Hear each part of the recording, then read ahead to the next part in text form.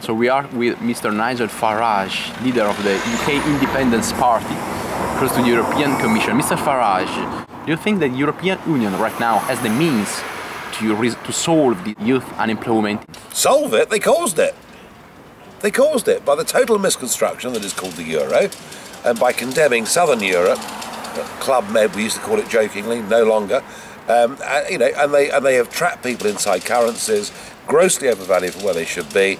They have directly caused the levels of youth unemployment. The idea that the idiots behind me, who've caused this problem can solve it is frankly ridiculous. Why do you think there are still some countries that are trying to join the euro in such a situation?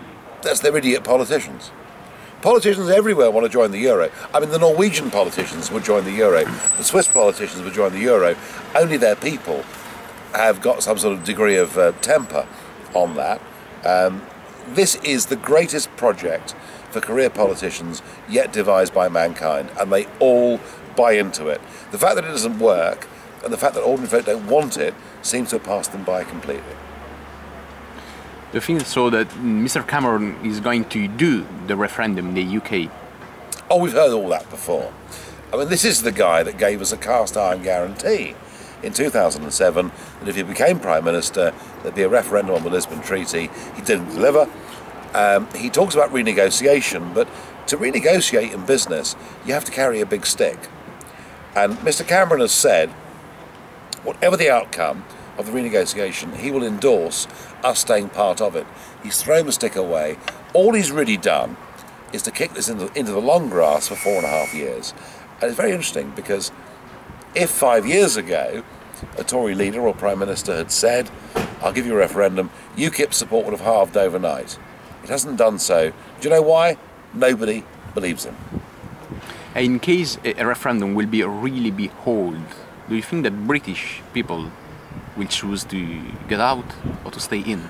Well, I hope so, yes. I hope the British people will vote for parliamentary self-government, democracy, all the things that our grandparents fought for in 2 world wars, and a relationship with Europe based on trade, cooperation, friendship, all the normal decent things, but not to be governed by Herman Van Rompuy, please.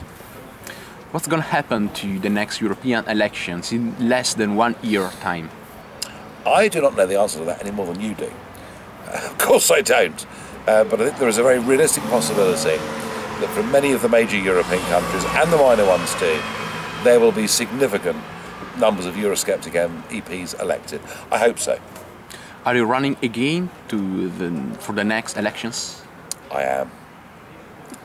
am. When I came here, I was 35, just, dark-haired and shy. And if you believe that, you believe anything. And of course I'm going to run again. I want to lead the UKIP charge next year in the European elections, where I believe we can win, top the poll in the UK. What about the next political alliance? Well, in terms of groups, yeah. It's very difficult because, there are huge cultural differences all over Europe, which really emphasises why there should not be a European Union. And it's very tough for us because we are very much a centrist party in a sense of we're non-racist, non-sectarian. We reject nationalism in its extremes. And my worry is this, that, and not in Italy, but my worry is that in many European countries, opposition to the project will come from the far left and the far right, both of whom, for us, makes it very hard to have a marriage. What should the EU do? Break up the eurozone, number one. Recognise that, without doubt, Spain, Portugal, Greece and Ireland could never have fitted. Have a debate about Italy. Well, I think the jury's still out, although I begin to think as time goes on, Italy can't survive inside the Economic and Monetary Union either. In the end, of course, nor can France and Germany. So break up the eurozone, put to a referendum across the whole of Europe, to the peoples of Europe, in a free democratic way, what kind of Europe do we want?